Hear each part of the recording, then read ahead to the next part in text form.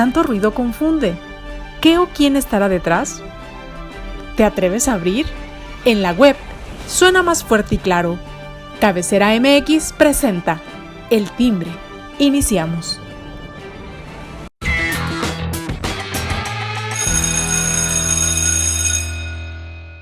¿Qué tal, amigos? Muy buen día, me da mucho gusto saludarlos. Ya estamos aquí en El Timbre, un día más aquí con ustedes, con el gusto de saludarlos y sobre todo invitarlo a que le dé like y a las redes sociales de cabecera, suscríbase aquí en Telegram, donde usted podrá recibir información momento a momento, oportunamente, de todo lo que acontece en Jalisco, en México y en el mundo. Así de que pues ahí usted puede estar debidamente informado. El día de hoy saludo con mucho gusto a mis compañeros que están en este día con nosotros, como cada miércoles. Surya Palacios, ¿cómo te encuentras? Qué gusto saludarte. Hola, ¿qué tal? Alberto, Carlos, encantada de estar aquí. ¿Cómo les fue ayer de carreras ahí en la zona metropolitana de Guadalajara? Un caos, para los que no fuimos fue un caos todo esto, ¿eh? Pero bien, bien, bien, aquí estamos, sobrevivimos. En- Qué bueno. Pues feliz miércoles para todos. Feliz miércoles, qué gusto, Surya. Carlos Maguey, ¿cómo estás? ¿A ti cómo te fue? Bien, para mi fortuna no anduve en la zona, pobrecitos de los diputados y de todos los funcionarios de primer nivel, ellos sí le han de haber sufrido porque Uy, ahí en la zona VIP que le reservaron, que ellos fueron los que realmente disfrutaron ese evento en lugares de lujo, con esa millonada que deben haberle invertido en la instalación. eh, que ni de chiste llegaron a los 150,000 que esperaban, ¿no? Pero mucha gente sí disfrutó mucho el espectáculo. Para quienes salieron contentos, qué bueno. No sé si, insisto, si los funcionarios de primer nivel, diputados, diputadas que estuvieron ahí, que abandonaron sus funciones por irse a ver, a tomar la foto con Checo, no sé cómo se sientan ellos, ¿verdad? Sí, sí, seguramente le podrían echar la culpa que estaban en un embotellamiento, que había mucho tráfico, por eso no podían llegar. Pero bueno, ahí está. Mientras tanto, la chamba aquí abandonada, botada, por esas cosas es por las que la ley de movilidad le salió tan mal la última vez, por hacerlo a las carreras, por la bancada de MC que hizo esas cosas irresponsables. Bueno, pues ahí los tenemos, ¿no? Pero bueno, lo bueno es que ellos se divirtieron y eso es lo que importa, que los diputados estuvieron contentos. Un atractivo, ¿no? Para la ciudadanía, para la población, la gente que fue y que acudió, que bueno, que también en esto hubo números que se dispararon, ¿no? Pablo Lemus decía que 140, 130,000 personas y medios de comunicación como NTR bajaban la cifra considerablemente, ¿no? A no más de 40,000 personas que asistieron a este evento donde pues podían ver de cerca y escuchar pues un automóvil de Fórmula 1 correr por las ciudades de Guadalajara, ¿no? Haciendo algunas, pues, piruetas, arrancones, en fin, además, ¿no? Algo de entretenimiento y obviamente, pues, disfrutar de la presencia del tapatío Checo Pérez, quien es, pues, una de las figuras, pues, dentro del deporte del automovilismo, pues, más renombradas en México y a nivel mundial, sobre todo, pues, su reconocimiento, ¿no? Este gran piloto mexicano. Y bueno, debió de pues, haberse hecho en fin de semana, ¿no? bueno, Hubiera, Para que hubiera los sido deseable. funcionarios no Ajá, dejaran su trabajo, ¿no? O sea, sí, y las personas también pudieran disfrutar, ¿no? Dado que es claro. importante que se les reconozca y que se les reciba ahí, y que Checo, pues siendo de Jalisco, pues de todos modos, digo, reciba, digamos, el cariño y admiración de los paisanos, ¿no? Pero claro. no se puede en este fin de semana que viene porque justo está la Fórmula 1 aquí, en la Ciudad de Es México, la y carrera, entonces, correcto. bueno, Pero bueno, pues Así. calentar, ¿no? Calentar los motores, como dicen, para Ujú. previo a sí. este evento en Digo, la Ciudad de México. es un evento importante, ¿no? Sí, O sea, claro. Sí, no, independientemente de la lo de Fórmula Guadalajara, Uno, la Fórmula 1 es claro. una derrama económica importante para la capital del país, a pesar de que ya la jefa de gobierno Claudia Sheinbaum dijo que era un evento muy fifí, ya utilizando el mismo lenguaje peyorativo, los epítetos que solemos escucharle al presidente de la República, pues la regenta de la capital mexicana ya también está, digamos, mimetizada en ese tipo de denostaciones, porque al final de cuentas es un evento súper importante, independientemente de que, evidente, para acceder a bueno, pues si en la Fórmula 1 los precios no son nada baratos, es un No, evento oneroso, pero que genera una gran derrama económica a otros sectores que participan, digamos, hotelería, restaurantes, etcétera, etcétera. sí, todo lo Sí, que mueve, ¿no? hay que recordar que ya hace 4 años, de hecho, Claudia Sheinbaum ya había hecho comentarios iguales, ya había descalificado, incluso si no me equivoco, lo retiró el apoyo que daba el gobierno de la Ciudad de Sí. México a la Fórmula 1. Eh, yo desde luego que aprecio que ese tipo de eventos le den una proyección internacional al país, pero también creo que mucha de esa derrama va justo solo para quienes se enriquecen son los que tienen más lana, es decir, tampoco es que la derrama les llegue a las colonias pobres, ¿no?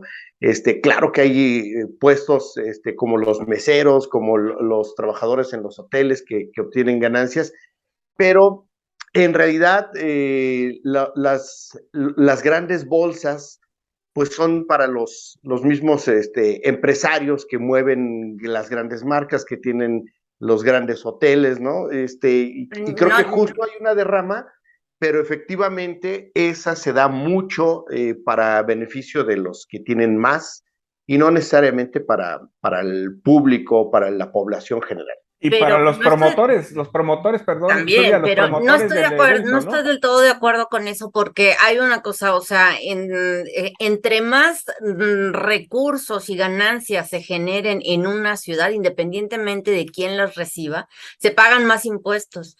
Entonces, al haber más impuestos, el presupuesto tiene, digamos, un margen mucho más amplio para luego ser aplicado a personas de escasos recursos. Eso es justo lo que sucede, digamos, es la dinámica que sucede en los países desarrollados. O sea, en Europa ganan mucho, evidentemente la disparidad y la desigualdad no es como la que tenemos en nuestro país, pero la riqueza de un país o de una ciudad se mide por eso. Entre más ingresos y ganancias se generan también a su vez más impuestos que benefician al final de cuentas a toda la población. Así es. A mí desde luego que hay beneficios como estos, que efectivamente los impuestos que llegan por derrama también tienen un gran impacto, pero por ejemplo, ahora que en la estrategia para reactivar la economía o para atender la pandemia se piden 6,200 millones de pesos en Jalisco para inversiones, y esos 6,000 se van al sector de la construcción, los 6,200 millones, y vemos que además el beneficiario es CAPSA, por ejemplo, es un caso similar. Claro que hay derrama, claro que le toca unas migajitas a los pobres, claro que llegan impuestos, pero ¿quiénes son los ganones en esos? Exacto, justamente los grandes empresarios, la gente que tiene más lana, hace más lana, y no es necesariamente el público de a pie el que recibe o le cae, o que siente la gran mejoría, ¿no? Apenas siente. Quizá lo importante en el caso de Jalisco es que no se sintió tan fuerte en algunos trabajadores, por ejemplo, de la construcción, pero así como que nos beneficia a la mayoría, tampoco, ¿no? Que creo que es un efecto similar. Efectivamente, tiene razón, Surjan, que hay impuestos, hay beneficios para las ciudades, pero yo creo que los grandes beneficiados en eso son aquellos que tienen mucha lana, que son empresas muy grandes. Sí, sobre todo, insisto, los promotores que son los principales accionistas en este tipo de eventos, ¿no? Que llevan la mayor tajada del pastel, independientemente de los impuestos que puedan cubrir con lo que generen en este tipo de eventos. Pero de qué es un eventazo, es un eventazo. Eso sí, no lo podemos discutir ni está en discusión. Oigan, pues vamos entrando, bueno, pues ya empezamos los programas, pero bueno, vamos al tema que teníamos previsto también. Hay algunos temas de mucho interés que también merecen la pena que usted los conozca y para ello pues vamos a platicar con nuestros compañeros Urya y con Carlos con respecto a esto. Una juez de distrito en Guanajuato, si mal no recuerdo, eh, eh, decretó una suspensión con respecto a esta transición de la Guardia Nacional al Ejército. Surya, ¿cómo está este fallo?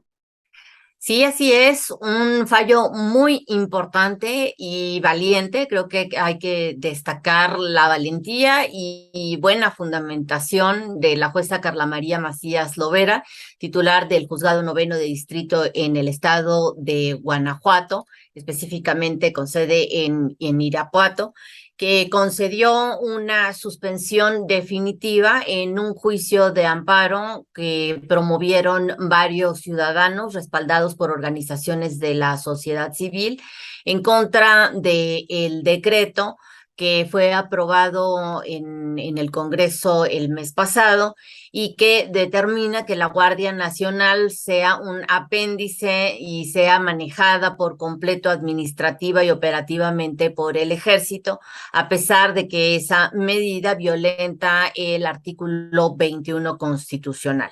Justo eso es lo que se argumenta en el amparo y también en la suspensión definitiva que se concede, que es una medida cautelar y tiene efectos generales, eso es lo más importante. No solo beneficia a quienes promovieron el amparo, sino que las autoridades federales, en específico la Secretaría de Seguridad Pública y Protección Ciudadana, debe obedecer esta medida, impidiendo que todos los elementos que iban a pasar de la Guardia Nacional, que iban a pasar al Ejército, pues no lo hagan, sino que el mando permanezca en esa secretaría, la de seguridad, porque, bueno, es claro el artículo 21 constitucional, que es lo que siempre se discutió en este tema, que para que se hiciera esa transferencia de la militarización de los guardias nacionales, pues necesariamente se requería una reforma a la Carta Magna. Sin embargo, bueno, pues ya sabemos que eso no iba a prosperar en el Congreso y por eso se dio, digamos, esta irregularidad, porque creo que desde mi perspectiva hay que decirlo así, es una flagrante violación a la Constitución de parte del gobierno de López Obrador y de los legisladores de Morena que aprobaron estas modificaciones legales y que, bueno, están suspendidas hasta que se resuelva el fondo de este amparo. Hay que destacar que no es el único amparo, son cerca de 800 personas en más de 70 amparos, porque algunos se hicieron colectivos, en todo el país que promovieron estos juicios para que precisamente la Guardia Nacional no sea militarizada, por lo que, bueno, en este caso a la autoridad responsable, que es el gobierno federal, solo le quedan dos cosas, que es obedecer la suspensión esta y otras que se vayan a general. Y por el otro lado, pues también tiene a su alcance el recurso de revisión que lo debe de resolver un tribunal colegiado de circuito, tal y como lo establece la ley de amparo. Y en este caso, digo, si no se cumple o hay un incumplimiento por parte de la autoridad con respecto a este fallo, hay una sanción de 3 a 9 años de prisión, ¿verdad? Al respecto. Así es, eso es lo que amerita el incumplimiento, el desacato de una suspensión definitiva emitida por cualquier juzgado federal, independientemente del tema. Así es. Pues bueno, vamos a ver si lo acatan, ¿verdad? Porque aquí en este gobierno, pues parece que el Estado de Derecho no es algo que les llame la atención. Carlos. Fíjate que lo interesante es los efectos, lo que va a suceder. Y es que, pues no va a pasar nada, ¿no? Es decir, van a seguir como estaban, al gobierno ya lo dijiste, se le escurre, va a seguir como hasta ahora operando la Guardia Nacional, sobre todo porque muy en el fondo, Adán Augusto, que nos caerá muy gordo a la mayoría, pero tenía razón en cuanto a que los gobernadores pues andan pide y pide que les manden la Guardia Nacional, ¿no? Ayer se andaba discutiendo aquí en Jalisco el dictamen sobre la Guardia Nacional, justamente para su aprobación, porque como reforma constitucional tiene que pasar por los estados, y todavía no se alcanzan, ya está a punto de conseguirlos, seguramente lo va a alcanzar, pero en Jalisco andaban en esa discusión. ¿Y qué hacen los gobernadores? Pues piden y piden que llegue la Guardia Nacional y que les ayude, y entonces bien, es muy interesante que en términos de legalidad haya una mujer que decide enfrentarse al sistema, al gobierno federal, decide ponerle un no o de decirle ahorita de entrada todavía no, pero en la práctica vamos a ver lo mismo, ¿no? La Guardia va a seguir siendo necesaria para muchos estados. Hay municipios que imploran porque llegue, porque ellos no tienen, y se entiende, los estados no les dotan, la misma federación no les dota de recursos, y ellos no tienen personal, no pueden sacar de ningún lado personal para atender la seguridad en sus municipios. Entonces, bueno, creo que más allá de lo interesante y desde el punto de vista del análisis jurídico pueda resultar esto, en la práctica no vamos a ver cambios. Vamos a ver exactamente lo mismo, operando del mismo modo, pasándose por el arco del triunfo el gobierno federal, la Constitución, y los gobernadores diciendo por un lado que no, pero por acá pidiendo que sí, que siga la Guardia Nacional, ¿no? Entonces, pues no le veo mucho para dónde hacerse eso. Insisto, está muy padre para el análisis, está muy bien para lo académico, pero en lo práctico no va a cambiar nada. Difícilmente entonces se lograría el efecto que se espera, ¿no? Que siga siendo de orden civil y no militarizado, ¿no? Pues, sí, es que en los hechos es una Guardia Nacional militarizada, porque aunque oficialmente está adscrita o estaba antes de la reforma adscrita a la Secretaría de Seguridad Pública, pues la maneja el ejército. Pero yo creo que es importante que no repitamos el discurso del partido oficial y de la administración López Obradorista.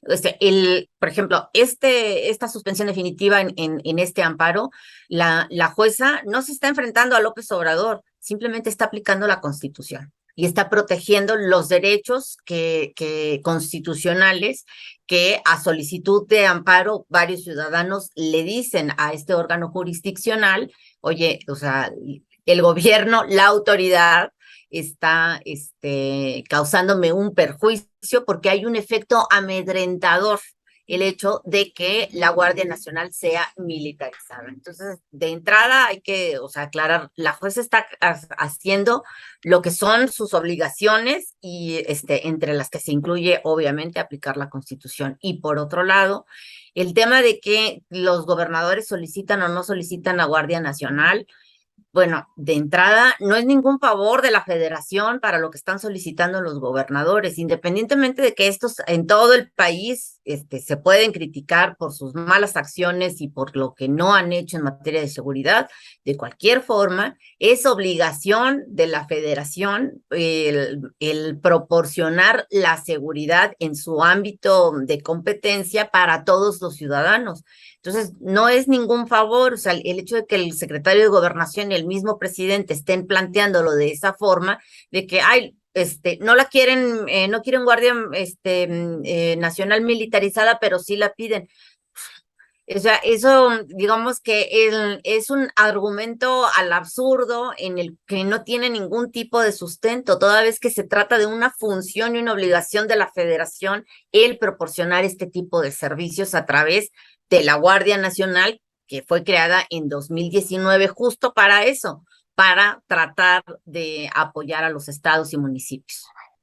Claro, y desde luego entiendo que tú creas que yo repito el discurso López Obradorista, que podría parecer que tú repites el de los panistas, pero no es por ahí. El punto es que efectivamente, hay una realidad, y es que esas cosas no van a cambiar, porque así fueron diseñadas cuando Felipe Calderón las sacó, puso a la guardia, bueno, no a la guardia, sacó al ejército a las calles, ¿no? Que ahí sí ahí no había de otra, ¿no? Ni siquiera estaba disfrazado de que si un mando, o sea, era el ejército. Y así lo tuvo Peña Nieto, y Andrés Manuel nos quiso engañar con que él no lo iba a hacer así, y luego nos salió con que siempre sí, y luego ya nos salió con la de no, cambié de opinión, está bien, es decir, siendo objetivos, son la misma puerca, todos, ¿no? PAN, PRI y Morena, y en efecto, ahí está, el que nosotros veamos, insisto, para el análisis académico está padre, qué bueno que alguien haga su chamba, que se agradece en estos tiempos que alguien haga su trabajo dentro del ámbito público, pero lo cierto es que, insisto, eso no va a cambiar, ¿no? Y no va a cambiar porque pues se han vuelto, por desgracia, por cómo se han dado las cosas, por cómo está la seguridad, porque nadie en ninguno de los tres niveles hace su chamba, pues se han vuelto indispensables estos elementos militares. Y si hoy, digo, todos sabemos que no los van a retirar, ¿no? En la práctica, ahí está, ¿no? Y es terrible. Pero yo, por ejemplo, de inseguridad. Porque también se ha dicho mucho de que solo apenas estamos criticando la militarización. Yo he criticado la militarización yo también. O sea, cuando empezó, incluso ni siquiera con Calderón, a finales del gobierno de Fox, cuando lo hizo Calderón y Peña, la militarización de la seguridad pública en el país es algo que no nos beneficia y está probado. ¿Por qué? Pues porque justo estamos viviendo la misma situación que se vivió en administraciones anteriores, como dice Carlos, ahí sí coincido. O sea, no ha pasado absolutamente nada, no importa quién esté en el gobierno y de qué color sea el gobierno federal, de qué distinto partido, todos, o sea, el PAN, el PRI y ahora Morena han fallado en materia de seguridad pretendiendo que esta se va a acabar con la militarización de los elementos que participan en este tipo de tareas. O sea, seguimos haciendo lo mismo y pensamos que vamos a obtener resultados diferentes. Es obvio que no. O sea, la militarización es criticable en quien la ponga. No son funciones de las fuerzas castrenses el hacer labores de seguridad pública. Si esto hubiera sido un resultado positivo, bueno, no tendríamos 14, 15, 16 años con los militares en la calle, ¿no? Esto se hubiera acabado rápido y otro México estaríamos disfrutando, ¿no? Pero bueno, eso sí, yo coincido con Carlos, o sea, es que vamos a seguir igual, pues claro, pues ya los hemos tenido, o sea, la seguridad pública militarizada ya está desde hace décadas, la hemos criticado desde hace décadas y no hemos obtenido mejores resultados, lo cual indica que por ahí no es el camino. Así es. Pues con esto es una buena polémica que se ha armado con este tema, pero bueno, también hay otros que hay que comentarle a nuestro auditorio y bueno, está un nuevo proyecto de inconstitucionalidad con respecto a la prisión preventiva oficiosa. Usted lo recuerda, pues que se hablaba de que querían por ahí eliminarla y bueno, hacer cambios, pero bueno, ya hay un nuevo proyecto con respecto a esto, Surya. Sí, así es. El mes pasado, como se recordará, bueno, pues el proyecto del ministro de la Suprema Corte de Justicia de la Nación, Luis María Aguilar Morales, no alcanzó el consenso de sus pares en el Pleno de la Corte. Entonces, el proyecto fue retirado para que se reformulara. Ya se hizo esta reformulación. El lunes por la noche se dio a conocer el proyecto que va a ser sometido al Pleno el próximo 22 de noviembre. Ahora, esta vez, no se propone inaplicar el artículo 19 constitucional, que establece una serie de delitos que ameritan prisión preventiva oficiosa, sino que establece una nueva reinterpretación hacia ese artículo y pone algunos requisitos para aplicar este tipo de prisión. Lo que se dice de manera específica es que la prisión preventiva oficiosa en los delitos que contempla el artículo 19 de la Carta Magna, no debe de aplicarse de manera automática, sino que debe haber un análisis de parte del juez. Es decir, que si el Ministerio Público acusa a una persona de robo al transporte en carreteras, por ejemplo, que se incluye en el 19 constitucional, en automático la persona no tiene por qué ir a prisión preventiva y quedarse recluido, sino que también podría, si así lo determina el juez y lo justifica, podría seguir su delito, su proceso en libertad para que no se violenten diversos derechos humanos como la presunción de inocencia y la libertad personal. Digamos que ese es en términos generales lo que plantea este nuevo proyecto, me parece adecuado, va a tener menos polémica que el anterior, que planteaba no aplicar un artículo de la Constitución. ¿Cuáles serían los requisitos que establece de aprobarse este proyecto? Bueno, pues la prisión preventiva cuando se trate de los delitos contemplados en el artículo 19 constitucional, se va a imponer solo si otras medidas cautelares no son suficientes para garantizar la comparecencia del imputado en el juicio, es decir, para que no se evada, si existe el riesgo de que se obstaculice el desarrollo de la investigación, si con ello se protege a la víctima, a los testigos y a la comunidad, si el imputado está siendo procesado por un delito doloso que se haya cometido a propósito, si el juez considera que el caso específico, esa medida es proporcional y si este tipo de prisión es la menos lesiva para el acusado. Entonces, después de todos estos requisitos, ya el juez tendrá que justificar si se aplica o no la prisión preventiva, pero nunca en automático, a decir de este nuevo proyecto que resuelve 2 acciones de inconstitucionalidad que se promovieron desde 2019 por senadores de oposición y por la entonces Comisión Nacional de Derechos Humanos, cuando su presidente era Luis Raúl González Pérez. Es decir, que es una forma de valorar o de interpretar la aplicación, ¿no? En qué momento debe de aplicarse con base a estos criterios que tú ya atinadamente nos expusiste. Carlos, te escuchamos. Fíjate que creo que este asunto efectivamente va a poder tener una votación favorable más, digamos, con menos polémica, como bien nos lo dice Surya. Creo que va a ser una buena decisión. En términos prácticos implicará que las autoridades argumenten y ya no sea solamente en automático. Y quizá eso, bueno, no quizá, sin duda eso ayudará a que el proceso pueda ser más claro. Habrá casos en los que genere polémica, sobre todo porque puede haber casos polémicos, casos notorios en los que el público, la prensa, la ciudadanía está esperando que a alguien se le dicte prisión preventiva y que quede en libertad, simplemente por,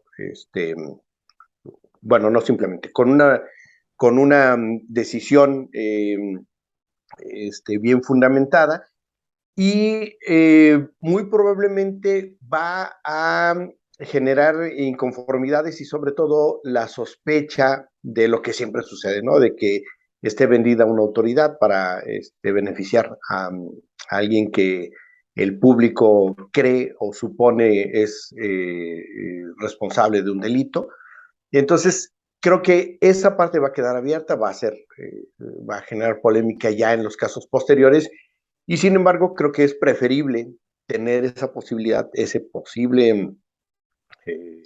posibles desavenencias, esas posibles dudas, a que se esté aplicando una regla en automático como si todos los casos fueran idénticos, ¿no? Me parece que es una buena decisión, siempre y cuando, claro, pase, ¿verdad? Digo, ya el otro ya lo cantábamos todos, como que ya iba a suceder y aquí estamos platicándolo de nuevo, a ver si no dentro de otro mes y medio estamos platicando de otro proyecto, ¿no? ¿Cuándo se presenta este proyecto?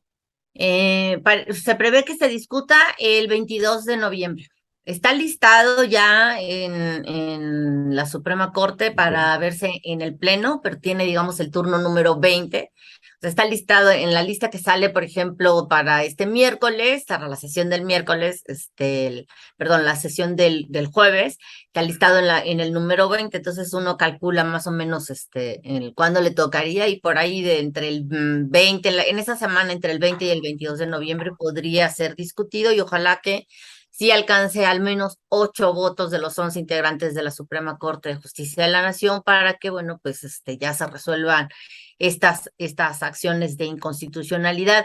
Lo que es importante es de que al hacerse esta interpretación, algunos delitos fiscales y también la emisión de comprobantes fiscales que amparen operaciones simuladas, o que los comprobantes fiscales sean falsos, se declara inconstitucional, lo que implica que no pueden considerarse estos delitos fiscales, no se pueden equiparar como si fueran delincuencia organizada o como delitos que se cometen en contra de la seguridad de la nación, y por ende ya no meritarán prisión preventiva automática u oficiosa. Por eso también es importante que se dé esta nueva interpretación, porque, bueno, lamentablemente cualquiera de nosotros puede recibir, cuando uno solicita en algún lugar, algún servicio, algún producto que compres, puedes recibir un comprobante fiscal que sea falso. Es decir, no es de que tú lo generes la factura falsa, sino que te la manden.